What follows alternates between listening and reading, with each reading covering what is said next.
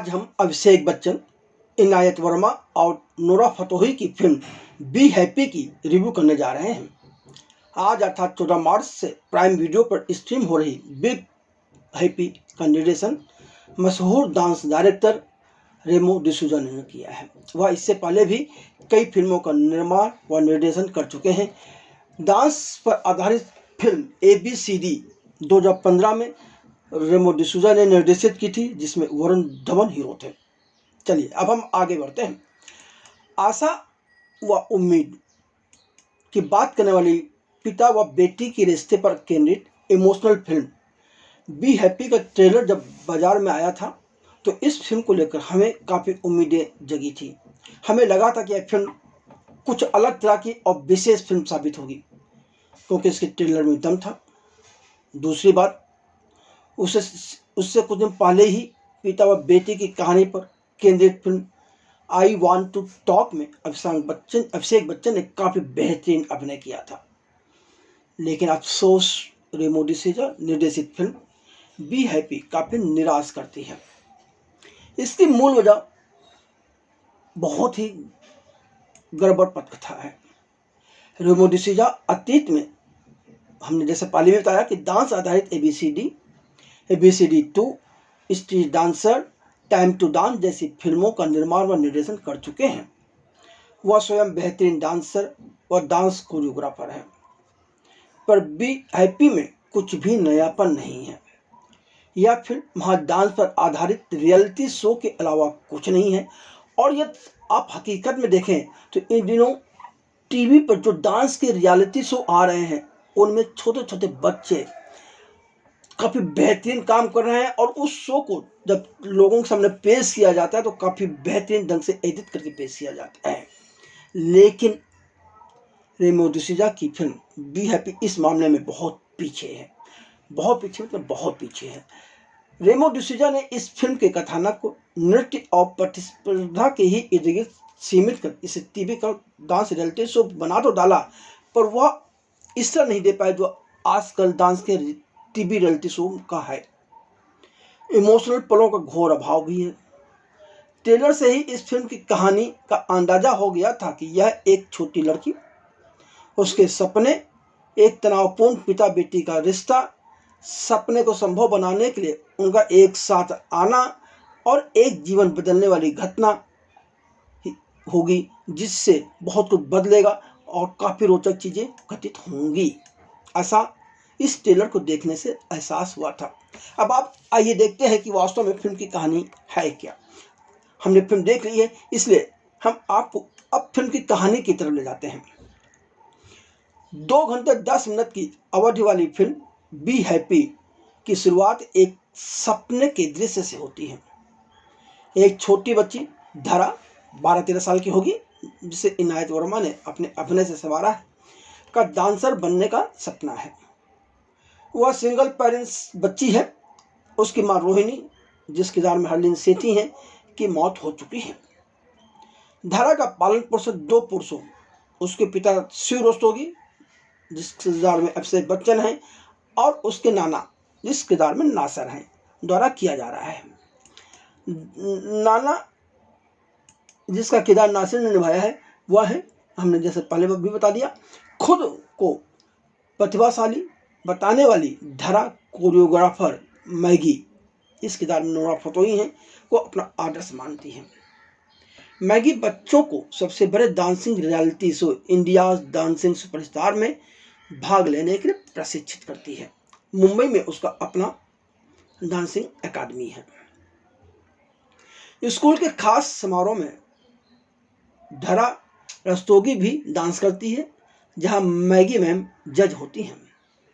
धरा का डांस देखकर मैगी धरा को मुंबई जाकर अपने एकेडमी में इंडिया सुपर स्टार डांसर के लिए तैयार करने का ऑफर भी देती है, और इस बारे में वह धरा के पिता शिव रस्तोगी से भी बातचीत करती है।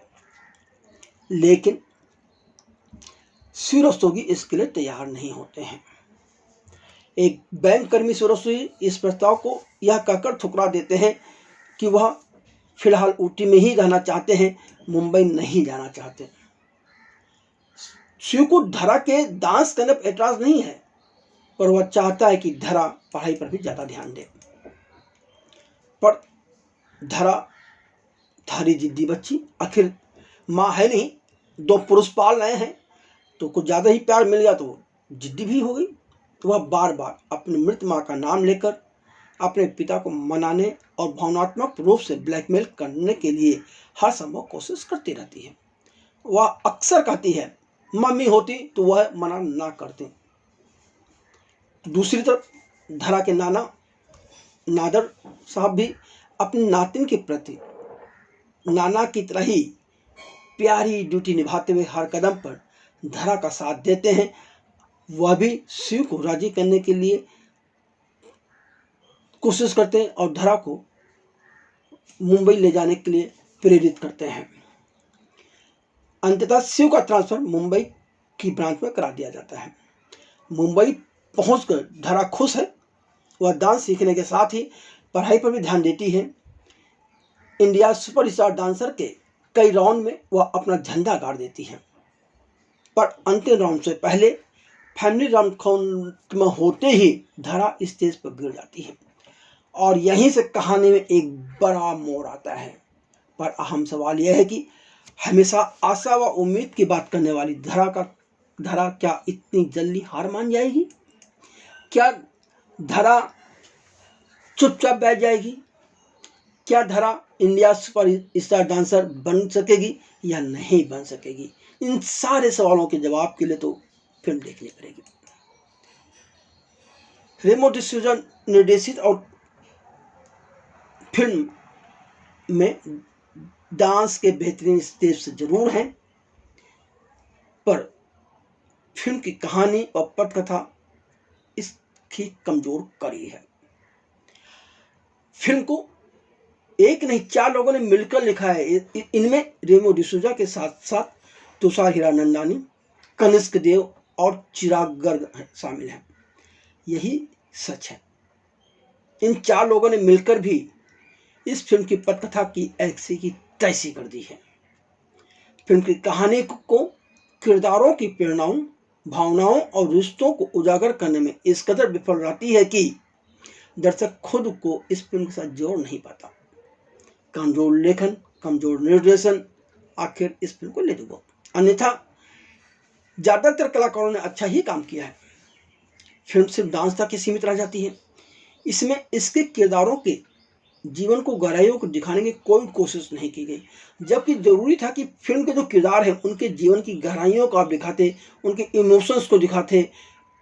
सिर्फ पिता पुत्री के रिलेशन नहीं, उनके बीच के रिश्ते की जो गहराई है वो उभर कर आनी चाहिए। तो कहीं कुछ नहीं, सब बहुत सतही स्तर पर हो रहा है। धरा को 12-13 साल की उम्र का बताया गया है, लेकिन 12-13 वर्ष की उम्र अर्थात वह अपरिपक्व किशोरावस्था में है। पर यह बातें मतलब धरा इस तरह की बातें करती हैं, इस तरह के कारनामे करती हैं जिससे लगता है कि वह परिपक्व और 20 साल से बड़ी उम्र की लड़की हो। धरा का किरदार जिस तरह से चित्रित किया गया है वह लेखन और निर्देशन की कमजोरी का नमूना ही है। धरा अपने पिता शिव के मोबाइल में डेटिंग ऐप डाउनलोड कर उनसे जिंदगी में दूसरा प्यार ढूंढने के लिए कहती है। क्या इसे दर्शक सहजता से स्वीकार कर लेंगे? फिल्म के एक दृश्य में मैगी का नृत्य को लेकर संवाद है। नृत्य पैसे या प्रतिस्पर्धा के बारे में नहीं है, बल्कि व्यक्तिगत अभिव्यक्ति के बारे में है। इस पर यदि निर्देशक ने अमल किया होता तो फिल्म के लिए अच्छा हो जाता। बी हैप्पी की शुरुआत शानदार होती है, इसमें कोई दो राय नहीं है। और हमें लगता है कि हमने जो ट्रेलर देखा था उससे जो उम्मीदें बनी थी उससे कहीं ज़्यादा बेहतर फिल्म यह होगी, लेकिन जैसे ही फिल्म ऊटी से मुंबई पहुंचती है वैसे बिखर जाती है। मुंबई पहुंचते ही लेखक और निर्देशक पिता और बेटी के बीच के रिश्ते की बजाय छोटे बच्चों के डांस रियलिटी शो में भाग लेने और ग्रैंड फिनाल में प्रदर्शन करने तक सीमित हो जाते हैं। आप यकीन नहीं करेंगे, लेकिन इंटरवल के बाद फिल्म की कहानी पटरी से उतर कर केवल टीवी का रियलिटी शो बनकर आ जाती है। धरा के जीवन को बदलने वाली मेडिकल इमरजेंसी के दृश्य को भी ठीक से चित्रित नहीं किया गया है। लेखक और निर्देशक रेमो डिसूजा ने तो मेडिकल इमरजेंसी इंसान के जीवन और मरण को भी मजाक बना दिया है। जिंदगी और मरण को हालात, नाटकीय और इमोशनल फैसलों से जीतने की बजाय संघर्ष से जीता जाता है।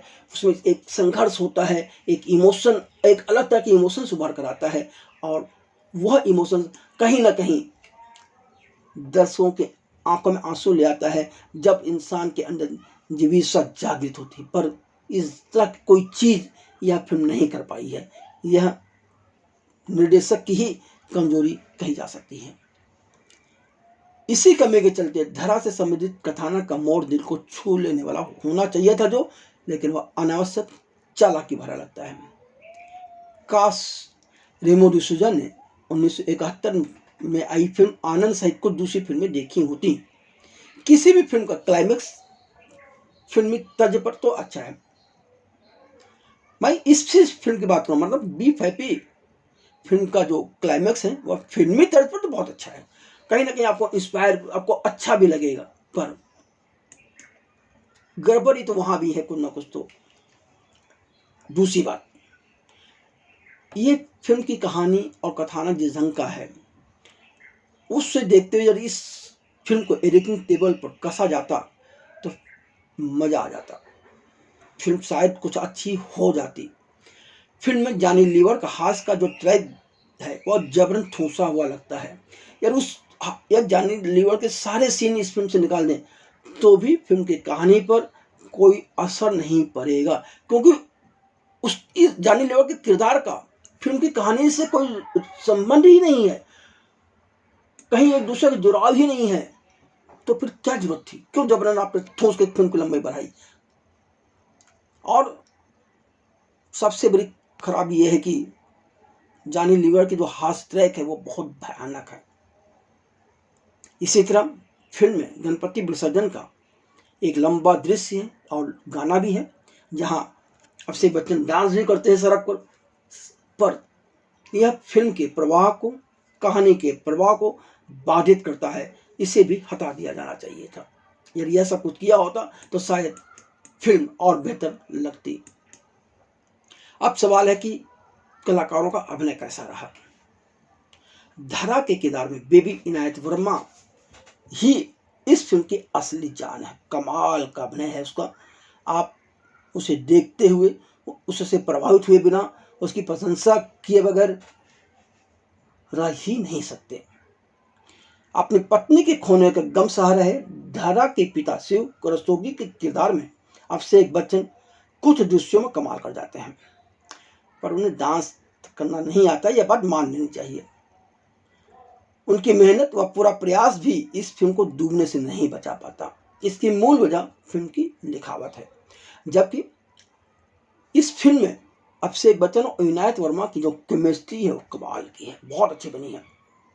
धरा के नाना नादर के किरदार में नार्सन के एक्टिंग टैलेंट पर तो उंगली उठाई ही नहीं जा सकती। वह हर फ्रेम में जान डाल देते हैं।